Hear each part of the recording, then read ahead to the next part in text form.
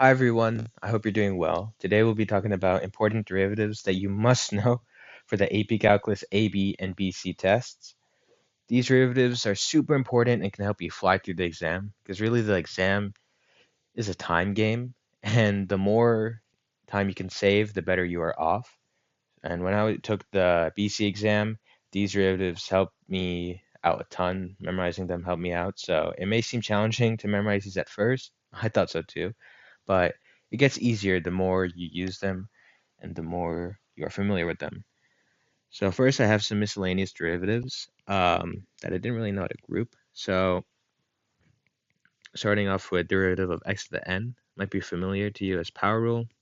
Um, then we have derivative of k times f of x is just k times derivative of f of x, coefficient.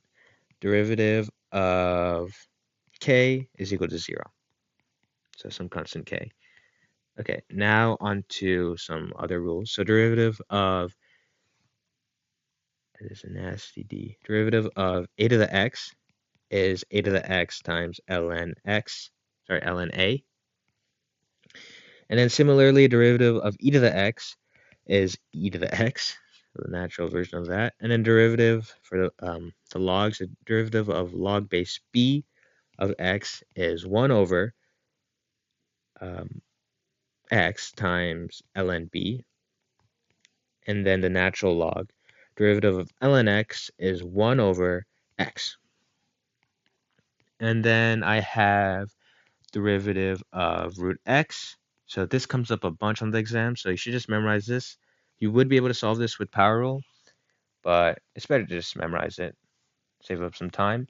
So that's 1 over 2 root x, derivative of root x. And then derivative of 1 over x is negative 1 over x squared. Okay, so now on to some trigonometric ones. So we have the inverse and the non-inverse. So first with the trigonometric ones, I have derivative of sine of x. So I have some tips for these after I write them all out. Is cosine x. Derivative of cosine x is negative sine x. And then the derivative of tangent x is secant squared x. Derivative of, so the counterpart of sine is cosecant x. So that is negative cotangent x times cosecant x. Derivative of secant x is tangent x, secant x.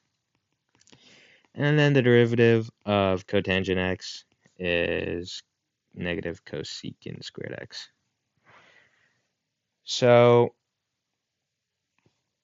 let me just rewrite this. Okay, so now to the inverse, and then I'll give a couple tips I have. So for the inverse, there's 6. Um, and I'll start off with inverse sine. So derivative of inverse sine of x is 1 over root 1 minus x squared. It's a mouthful. Derivative, actually this one's a mouthful. Derivative of inverse secant of x is 1 over absolute value of x times root x squared minus 1. And then derivative of inverse tangent of x is 1 over 1 plus x squared. Okay, so I said there were 6, but you really only need to memorize these 3 because the other 3 are similar to these, but there's only a slight difference. So I'll show you. So derivative of inverse cosine of x is the same as inverse sine of x, except it has a negative. So it's negative 1 over root 1 minus x squared. So same thing with inverse derivative of inverse cosecant of x. Same as inverse of secant of x, except it's negative. So negative 1 over absolute value of x times root x squared minus 1.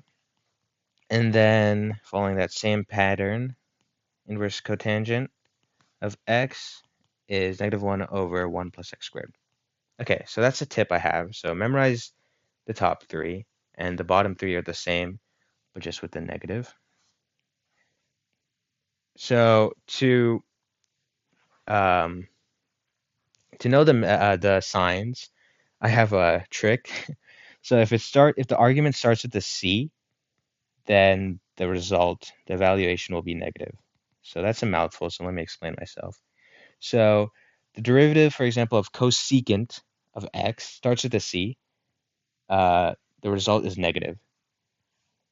So derivative of cosine of x starts with the c, cosine. Result is negative. Cotangent, result is negative. Same thing here for the inverses. Inverse cosine, negative. Inverse cosecant, negative. Inverse cotangent, negative. So that's a trick I have for these trigonometric and inverse trig functions. So I hope these tips help you out, and I hope you can memorize all these for your exams. So good luck with your studies, and have a great day.